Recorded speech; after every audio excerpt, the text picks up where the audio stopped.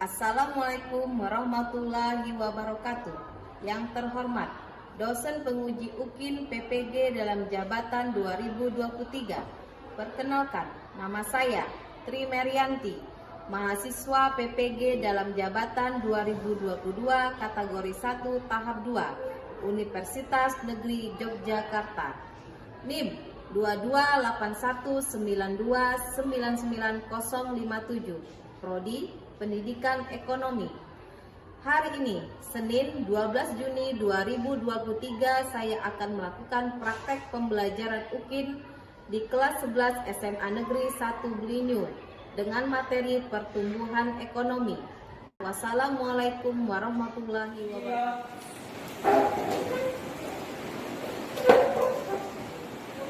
Beri salam.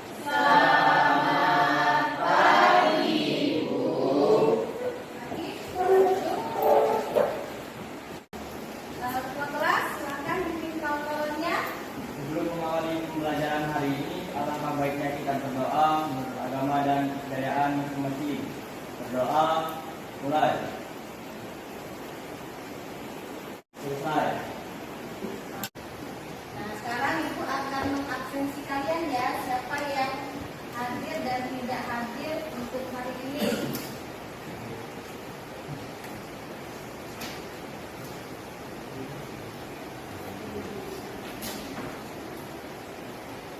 Andre Akrama, Emi Martina, kemudian Monica, Reza, Dendra, Dirhan, Fatima, Eti, Dewi, Farisa, Ipa, adakah yang masih ingat pelajaran yang minggu kemarin? Ya, Happy?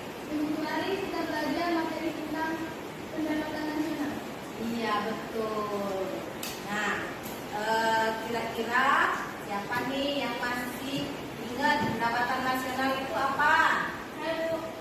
Pendapatan nasional adalah jumlah seluruh pendapatan yang diterima masyarakat dalam suatu negara selama satu tahun. Ya, betul sekali. Nah, dari uraian teman-teman kamu, Heti dan Fatima, Ibu anggap kalian sudah memahami materi kita pendapatan nasional kemarin.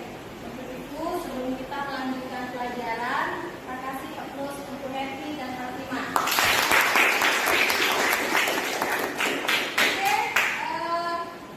Ibu akan menyampaikan KD dan tujuan pembelajaran kita hari ini. Di depan sudah ada. Yang pertama, kompetensi dasarnya itu adalah menganalisis konsep pertumbuhan ekonomi dan pembangunan ekonomi serta permasalahan dan cara mengatasinya.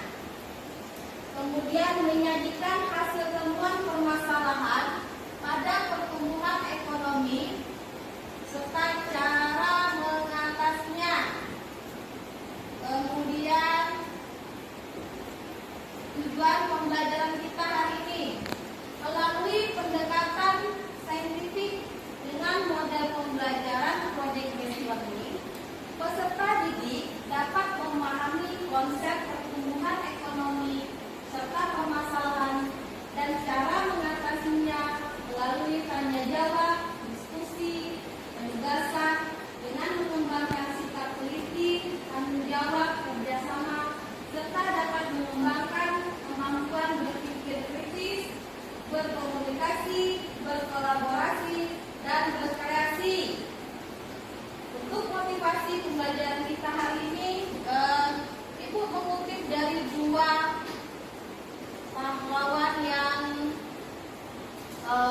cukup bagus di dunia pendidikan. Yang pertama dari Pak Nelson Mandela, pendidikan adalah senjata yang paling mematikan di dunia karena dengan pendidikan Anda dapat mengubah dunia. Kemudian untuk membangun negara yang demokratis, maka satu ekonomi yang merdeka harus dibangun. Nah, selanjutnya Ibu akan memberikan sedikit gambaran garis besar materi kita hari ini.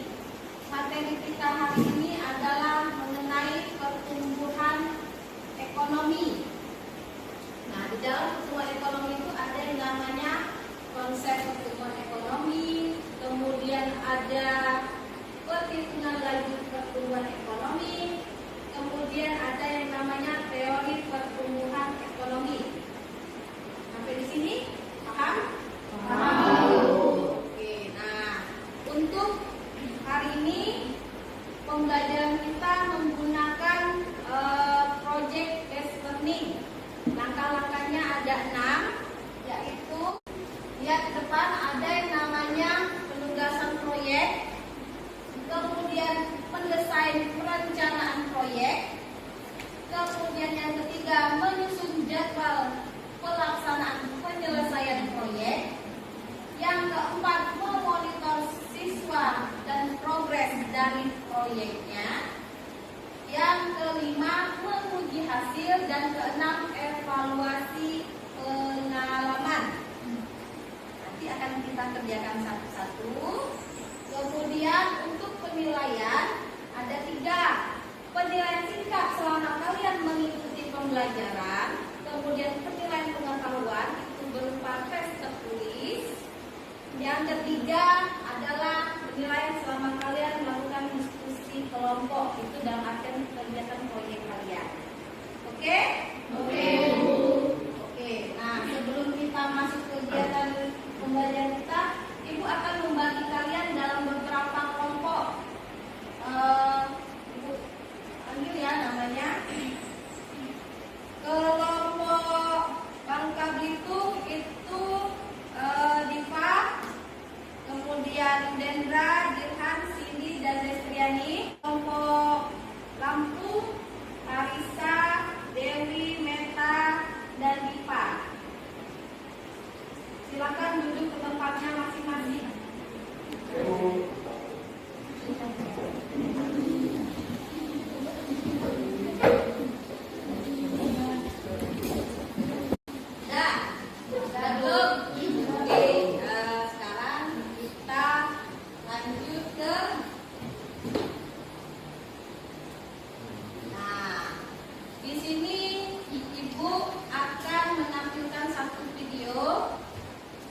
Silakan kalian mengamati dan menganalisis permasalahan apa yang kira-kira timbul dalam video tersebut. Nah, nanti kalian bisa mendiskusikan apa yang akan terjadi.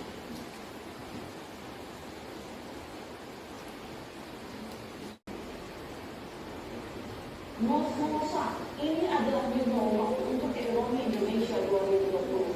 Pajak sulit diungkit, COVID-19 mengungkit, utang jadi jalan jelas. Ekonomi meminta pemerintah lebih awal memitigasi aroma resesi agar sembilan ekonomi tidak jalan di depan. Skenario buruk ekonomi sudah bukan lagi bayangan. Ekonomi Indonesia saat ini mulai melangkah ke fase terberat. Salah satu indikatornya dari angka penerimaan negara yaitu pajak dan hutang. Akhir Mei 2020, realisasi pajak baru 444,6 triliun rupiah, jauh dari target APBN 1.254 triliun rupiah. Oke, videonya udah selesai nih.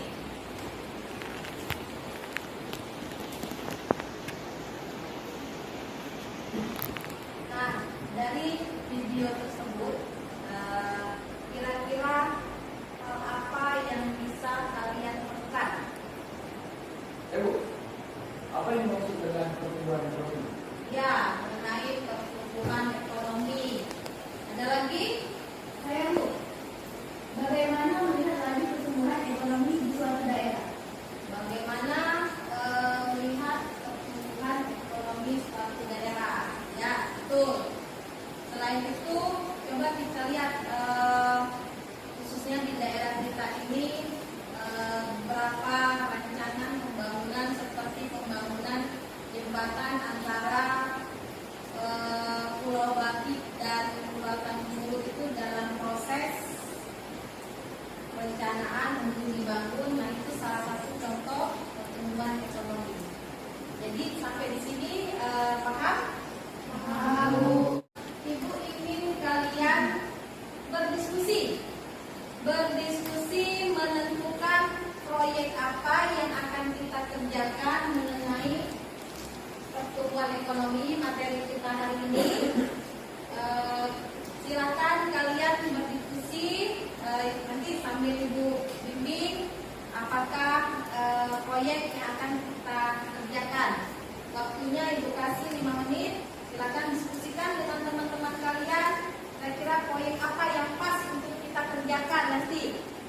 Oke, silakan berdiskusi.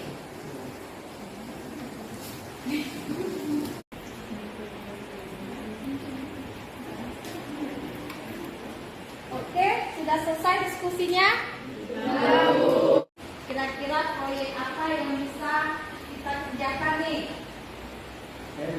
Oke, Alvin, apa Alvin? Kalau kita menganalisis laju pertumbuhan ekonomi yang ada pada provinsi-provinsi di Pulau Sumatera dan sekitarnya, bagaimana? Boleh? Yang lain setuju nggak? Ini baru untuk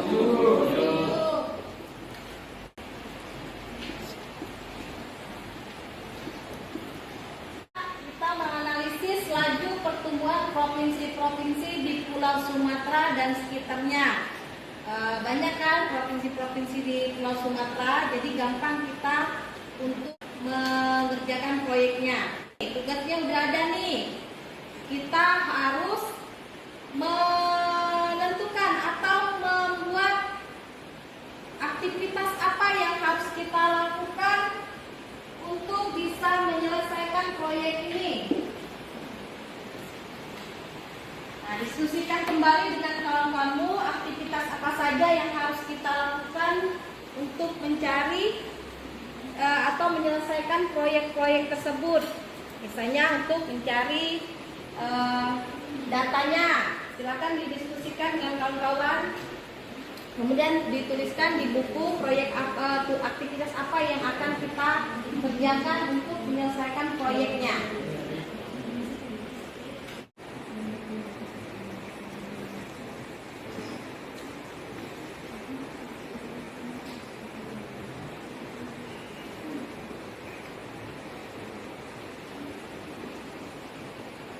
Aktivitasnya Pak Risa, masing-masing provinsi yang akan dianalisis, terus mencari data PDB-nya, mencari data PDB-nya, kemudian itu lagi pertumbuhan ekonomi.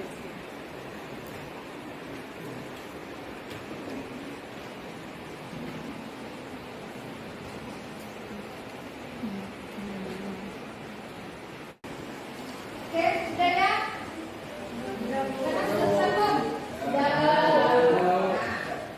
Selanjutnya dari aktivitas tersebut kalian harus merancang proyek yang akan kalian kerjakan itu kira-kira beberapa hari. Nah, ada yang punya ide kira-kira berapa hari nih mau proyeknya selesai dikerjakan? Ada Bu? Ya Pak? 10 hari Bu. 10 hari. Yang lain gimana Bapak yang lain? 10 hari cukup nggak waktunya? Cukup 10 hari. Nah, silakan kalian bagi waktu itu 10 hari apa saja yang akan kalian kerjakan 10 hari. Susun jadwalnya sesuai dengan rangkaian tugas kita untuk menyelesaikan apa saja berapa hari, mencari datanya, sumber informasinya berapa hari. Silakan dituliskan di buku perencanaan proyeknya. Kalau 10 hari berapa? Kita lihat susunannya.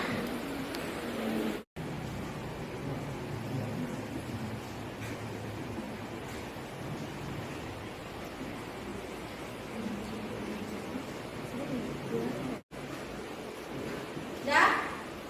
Bisa belum? Ya. Dari rancangan jadwal itu kalian bisa mengerjakan proyeknya selama 10 hari. Setelah selesai 10 hari itu kita akan presentasi. Oke anak-anak, bagaimana tugas proyek kemarin? Apakah sudah selesai semua? Belum? Berapa persen nih kemajuannya? 80%. Oke, sekarang tugas kalian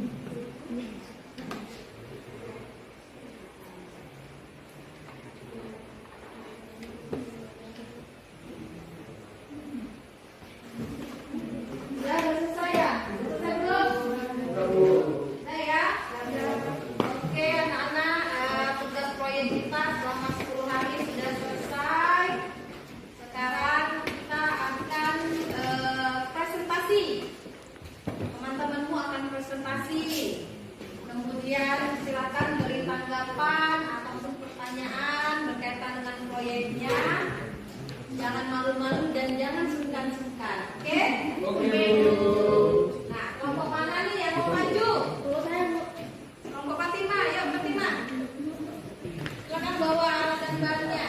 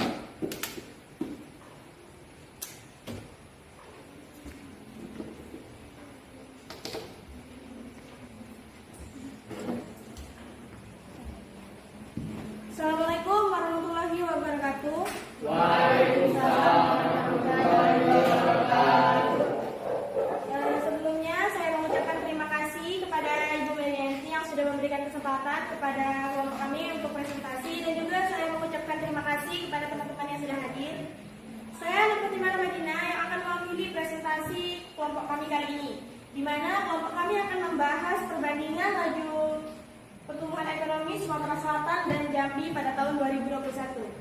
Baiklah, untuk mencari laju pertumbuhan ekonomi pada tahun 2021 dapat dihitung dengan rumus PDB tahun 2021 dikurangi PDB tahun 2020 dibagi PDB tahun 2020 dikali dengan 100%. Nah, untuk menghitung laju pertumbuhan Provinsi Sumatera Selatan yaitu 491,57 triliun dikurangi dengan 458,43 triliun dibagi 458,43 triliun dikali dengan 100%. Maka laju pertumbuhan Sumatera Selatan adalah 7,2%.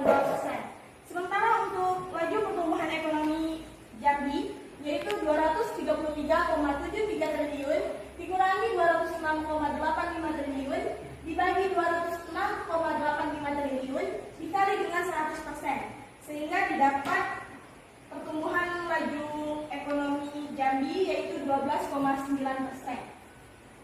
Nah, dari hasil perhitungan tersebut kami dapat menganalisis perbandingan laju pertumbuhan ekonomi di Provinsi Sumatera Selatan lebih rendah daripada Provinsi Jambi dengan persentase laju pertumbuhan mencapai 7,2% dan 12,9%. Pada pertumbuhan ekonomi Sumatera Selatan ditopang oleh sektor pertambangan dan penggalian dengan kontribusi sebesar 21,09%. Sementara pada pertumbuhan ekonomi Provinsi Jambi, sektor pertanian menjadi penopang utama dengan kontribusi sebesar 31,56%. Diikuti sektor pertambangan dan perdagangan yang mempunyai pengaruh besar terhadap PDRB Sumatera. Nah, salah satu langkah yang dapat diambil pemerintah untuk meningkatkan perekonomian Sumatera Selatan yaitu dengan mengembangkan berbagai sektor bidang ekonomi, bukan hanya bertumpu pada sektor pertambangan dan penggalian saja. Nah, sekian penjelasan dari saya. Apakah ada pertanyaan atau ada yang ingin menanggapi? Saya. Baiklah, ini. Tadi kan dijelaskan bahwa Jambi mempunyai pengaruh besar terhadap PDRB Sumatera. Nah, berapa persentase kontribusi sektor pertambangan dan perdagangan di Jambi terhadap PDRB Sumatera? Oke, terima kasih pertanyaannya ini. Untuk jawabannya akan dijelaskan oleh teman kelompok saya yaitu Reza. Assalamualaikum warahmatullahi wabarakatuh. Baiklah, saya akan menjawab pertanyaan dari Emi. Untuk sektor pertambangan dan pengalian, persentase kontribusi sebesar 14,0%. Sementara untuk sektor perdagangan besar dan eceran sebesar 12,58%. Nah, itu penjelasan dari kelompok kami. Apakah bisa dipahami? Baik, apakah ada pertanyaan atau ada yang ingin menanggapi lagi? Tidak. Nah, jika tidak, saya tutup presentasinya. Semoga teman-teman yang mendengarkan bukan saja memahami, namun juga menjadi manfaat untuk rekan. Terima kasih atas perhatiannya. Wassalamualaikum warahmatullahi wabarakatuh.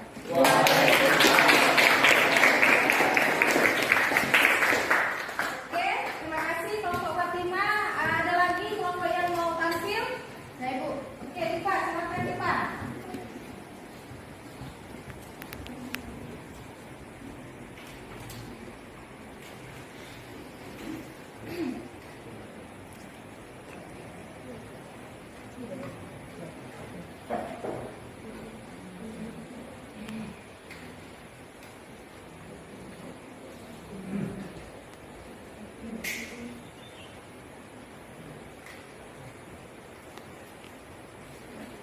Oke, assalamualaikum warahmatullahi wabarakatuh dan selamat pagi semuanya.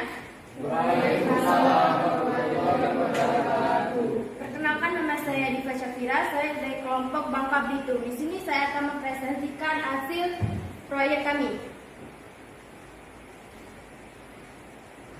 Di sini kelompok kami menganalisis dua provinsi, yaitu Provinsi Bangka Belitung dan Provinsi Sumatera Barat. Pertama-tama saya akan menjelaskan dulu Provinsi Bangka Belitung. Di sini kami mendapatkan analisis yaitu hasilnya 43,5%. Kelompok kami mendapatkan hasil 43,5% ialah hasil PDB 2021 pada Provinsi Bangka Belitung dikurangi PDB 2024 Bangka Belitung. Bisa kalian lihat dari tabel yang disajikan oleh kelompok kami, sehingga mendapatkan hasil 43,5%. Untuk Sumatera Barat sama dengan Provinsi Bangka Belitung untuk cara perhitungannya, sehingga kelompok kami mendapatkan hasil 13,78%. Teman-teman bisa melihatnya dari tabel yang kelompok kami sajikan. Dan ini adalah grafik perbandingan laju pertumbuhan ekonomi Provinsi Bangka Belitung dan Sumatera Barat tahun 2021. Setelah membuat grafik, kelompok kami menyimpulkan hasil analisis, yaitu dari perhitungan PDB kedua provinsi tersebut, pada tahun 2021 didapatkan laju pertumbuhan ekonomi sebesar 40,3%, untuk Provinsi Bangka Belitung dan Sumatera Barat sebesar 13,78%. Hal ini berarti tingkat pertumbuhan ekonomi Bangka Belitung lebih tinggi daripada Provinsi Sumatera Barat. Pada Provinsi Bangka Belitung, sektor yang menunjang pertumbuhan ekonominya adalah hasil pertambangan, khususnya timah, sebesar 13%, dan disusul oleh sektor pertanian, perkebunan, dan perikanan yang melimpah, lapangan industri, perkebunan konstruksi, informasi dan komunikasi, serta pendidikan dan kesehatan. Sedangkan untuk Provinsi Sumatera Barat, pertumbuhan ekonomi mereka ditopang oleh sektor kehutanan, industri, jasa pendidikan, dan real estate. Sedikitnya, sektor yang menunjang perekonomian mereka lah yang membuat laju perekonomiannya lebih rendah. Langkah yang dapat dilakukan oleh pemerintah Sumatera Barat untuk menaikkan pertumbuhan ekonominya adalah lebih mengeksplorasi berbagai sektor ekonomi, bukan hanya sumber yang sudah ada, mengembangkan dan mendukung UMKM, meningkatkan mutu SDM atau sumber daya manusia melalui pelatihan atau pendidikan dan lain-lain. Selain pemerintah, masyarakat juga disarankan turut adil dalam meningkatkan pertumbuhan ekonomi. Hal-hal yang dapat dilakukan masyarakat seperti meningkatkan mutu melalui kemampuan kreatif dan inovatif. Baiklah teman-teman, dari presentasi kelompok kami tampilkan melalui PPT tersebut, apakah ada kelompok lain yang ingin memberi pertanyaan atau tanggapan? Oke, silakan kepada Monica. Industri sektor mana yang bisa terpilih untuk terlebih dahulu membangkitkan pertumbuhan ekonomi di daerah Sumatera Barat? Oke, terima kasih Monica untuk pertanyaannya, dan pertanyaan dari Monica akan saya kasih ke kelompok saya dan akan dijawab oleh Dirhan. Assalamualaikum warahmatullahi wabarakatuh. Waalaikumsalam. Baik, saya akan menjawab pertanyaan dari Monica. Industri sektor mana yang bisa terpilih untuk terlebih dahulu membangkitkan pertumbuhan ekonomi di daerah Sumatera Barat? Industri primer.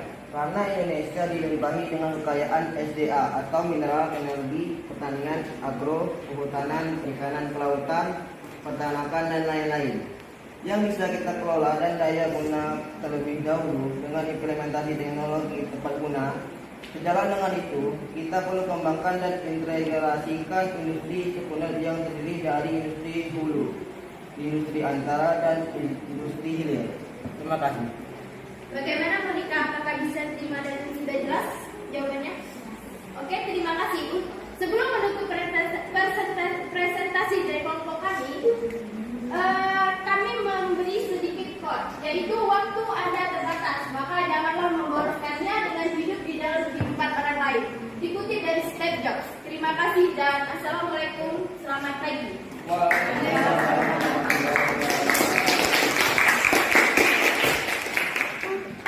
Oke anak-anak, proyek kita sudah selesai presentasi. Kelompok Fatima sudah presentasi, kelompok Dipa juga presentasi. Sekarang kita akan memberikan refleksi terhadap tugas-tugas kita. Nah, kelompok Fatima, dari kelompok Fatima apa yang dapat kalian rasakan ketika mengerjakan pengalaman proyeknya? kami, saya merasa lebih mudah untuk memahami laju pertumbuhan ekonomi dan merasa senang bisa menghitungnya dengan rumus yang tersedia. Oke, terima kasih kelompok Fatima. Bagaimana pengalamannya?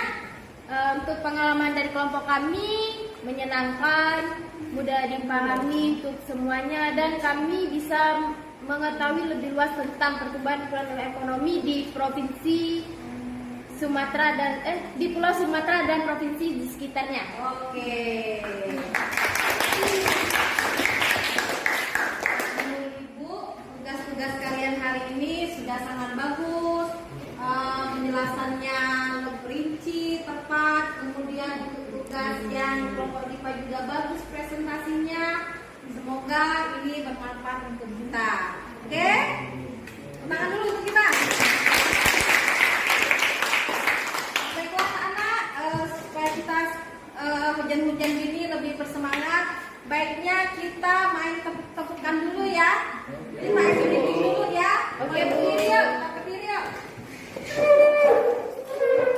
Kita main tepuk 1, 2, 3. Sudah sering kan mainnya?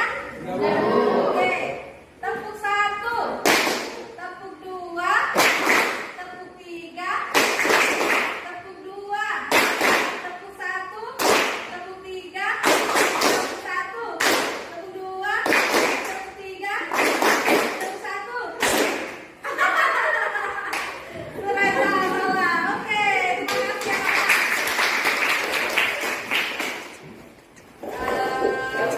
Oke, sekarang untuk lebih memahami pemahaman kita tentang ekonomi, sudah Ibu bagikan link evaluasi soalnya. Silakan dibuka di Google Form kalian. Kerjakan dalam waktu 2 menit.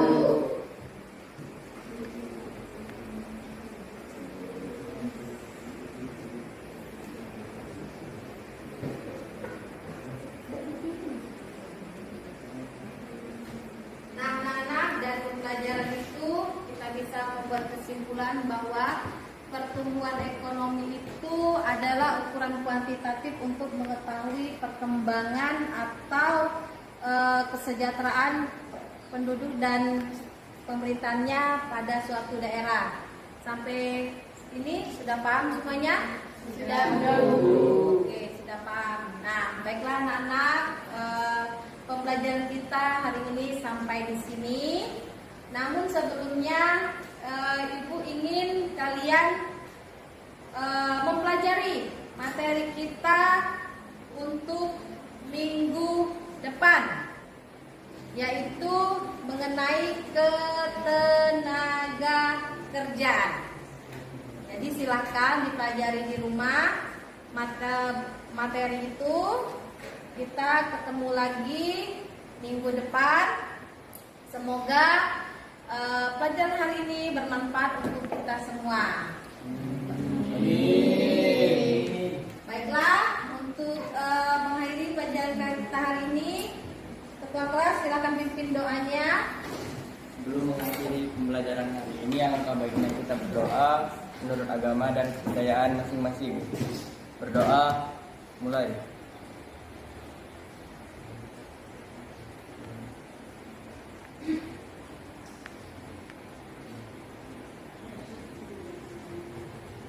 Selesai.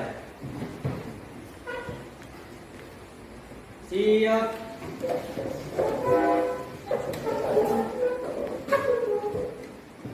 Beri salam.